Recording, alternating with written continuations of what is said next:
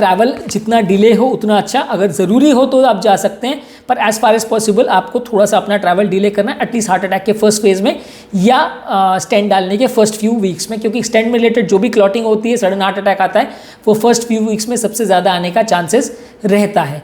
जिन लोग का ही week heart है या पंप फंक्शन बहुत ज़्यादा खराब है, वो थोड़ा ट्रैवल अवॉइड करें या शॉर्ट ड्यूरेशन ट्रैवल करें तो ज़्यादा अच्छा है।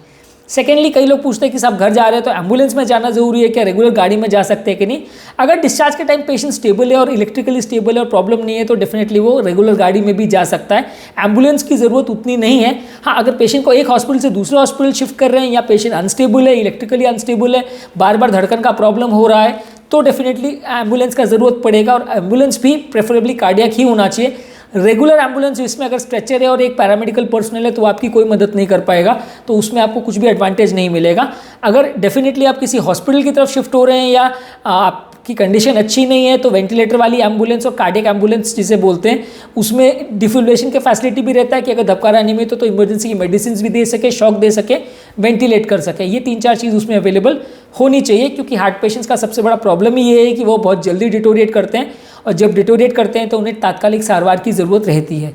तो अगर पेशेंट अनस्टेबल है और एक हॉस्पिटल से दूसरे हॉस्पिटल में शिफ्ट हो रहा है तो एम्बुलेंस की ज़रूरत है। घर जा रहा है या घर से दूसरी जगह पे जा रहा है या पेशेंट स्टेबल है, अटैक को थोड़े दिन हो चुके हैं, तो डेफिनेटली ट्रैवल करने के लिए कोई एम्बुलेंस की ज़रूरत नहीं है, आप रेगुलर कार में कर सकते हैं। लेकिन आप ये ध्यान रखिए कि आप कार खुद ड्राइव ना करें, क्योंकि इसमें कई बार ऐसा होता है कि तुरंत हार्ट अटैक के बाद जो मेडिसिन दी जाती है उससे लोग को चक्कर आ सकते हैं, लोग अनकॉन्शियस हो सकते हैं। तो वैसे केस में आप खुद अगर ड्राइव कर रहे हैं तो एक्सीडेंट हो सकता है।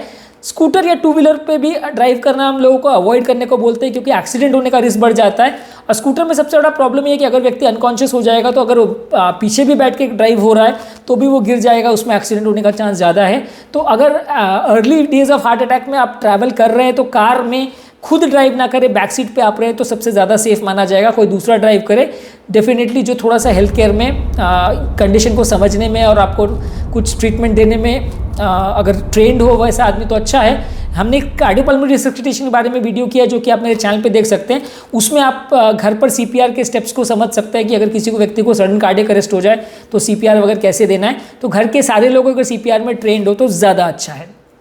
एक इंपॉर्टेंट बात है कि जब भी आप कहीं जा रहे हैं या आप लॉन्ग डिस्टेंस ट्रैवल वगैरह कुछ भी कर रहे हैं तो दवाइयाँ मत भूलिए। कई बार लोगों को कोविड टाइम्स में खासकर ऐसा हुआ कि लोग गांव चले गए, दूर चले गए और लोगों की दवाइयाँ छूट गई। दवाइयाँ बिल्कुल नहीं छूटनी चाहिए। अगर आपकी दवाइयाँ मिस हो जाती है, और स्टेंट वाले पेशेंट में खासकर अगर हार्ट की दवाइयाँ खून पतला करने की अगर कुछ दिन भी पेशेंट मिस कर देता है तो तुरंत स्टेंट में क्लॉटिंग होने का रिस्क हो सकता है, जान जा सकती है। तो आपको कहीं पे भी जाए दवा का एक्स्ट्रा स्टॉक लेके जाएं। आप इस भरोसे मत जाइए, अगर आप फॉरेन ट्रैवल भी कर रहे हैं तो भी आप इस भरोसे मत जाइए कि वहाँ पे दवा मिल जाएगा। फॉरेन कंट्रीज़ में कई बार रूल्स इतने ज़्यादा स्ट्रिक्ट है कि आप दवा दुकान में पर्चा लेके जाएंगे तो आपको दवाइयाँ नहीं देगा, क्योंकि वहाँ ओवर द काउंटर मेडिसिन पर्चा दिखा के नहीं दी जाती है। इंडिया में रूल्स कंपैरेटिवली लीनियंट है, वहाँ स्ट्रिक्ट रूल्स होते हैं, तो वहाँ लोकल डॉक्टर्स का ही प्रेस्क्रिप्शन पर ही आपको मेडिसिन मिलेगी, नहीं तो नहीं मिलेगी।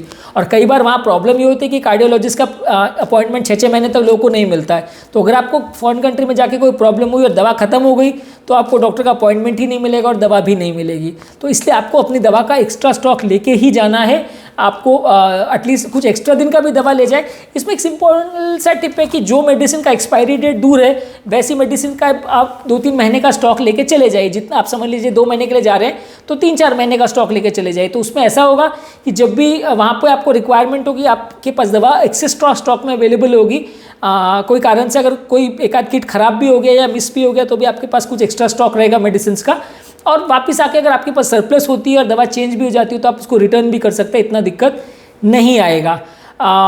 कुछ लोगों को अगर वो ट्रैवल कर रहे हैं फॉरेन कंट्रीज़ वगैरह में तो उनको हेल्थ इंश्योरेंस लेके जाना चाहिए, क्योंकि कई बार क्या है फॉरेन कंट्रीज़ में सडनली अगर किसी को हार्ट अटैक आ गया तो हेल्थ केयर फैसिलिटीज़ वहाँ बहुत कॉस्टली हैं, इजीली एक्सेसिबल भी नहीं होती है। तो ट्रैवल इंश्योरेंस में हेल्थ केयर कवर्ड रहता है, तो वो चीज़ों को आप लेके जाइए, क्योंकि अगर इमरजेंसी सारवार की ज़रूरत पड़ी तो आपको वहाँ पे ट्रैवल इंश्योरेंस की बहुत ज़रूरत पड़ेगी।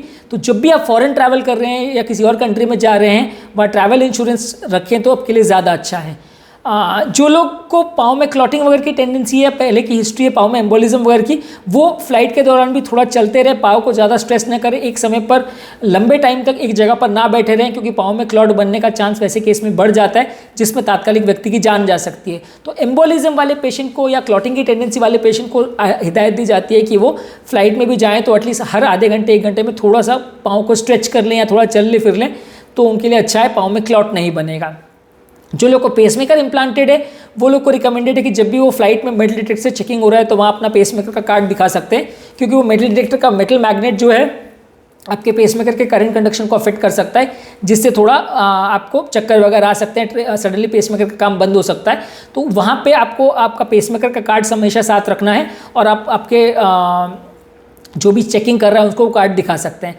एक इंपॉर्टेंट ज़रूरत ये है कि आप जब भी ट्रैवल कर रहे हैं आपका एक हेल्थ आइडेंटिटी कार्ड रखें, जिसमें आपका क्लोज कॉन्टैक्ट का नंबर होना चाहिए, आपके डॉक्टर का नंबर होना चाहिए, आपकी बीमारी का डिटेल्स होना चाहिए, क्योंकि हार्ट पेशेंट कहीं पे भी जाके अगर अनकॉन्शियस हो गया तो लोगों को समझ में नहीं आएगा कि उसको क्यों अनकॉन्शियस हो गया है। तो आसपास खड़े लोग उस समय अगर पॉकेट चेक करें तो उनको वो कार्ड मिल जाएगा या आपके पर्स में वो कार्ड मिल जाएगा, तो वो आपको तात्कालिक ट्रीटमेंट दे सकते हैं, आपके नियर एंड डियर वंस को तुरंत कॉल कर सकते हैं। तो अगर आप कहीं पे भी ट्रैवल कर रहे हैं, खासकर अगर डायबिटिक पेशेंट है जिनको हाइपोग्लाइसीमिया का भी रिस्क है, हार्ट पेशेंट है जिनको धबकारी की प्रॉब्लम का रिस्क है, तो वैसे लोगों को डेफिनेटली अपना travel identity card, health card साथ में रखना चाहिए।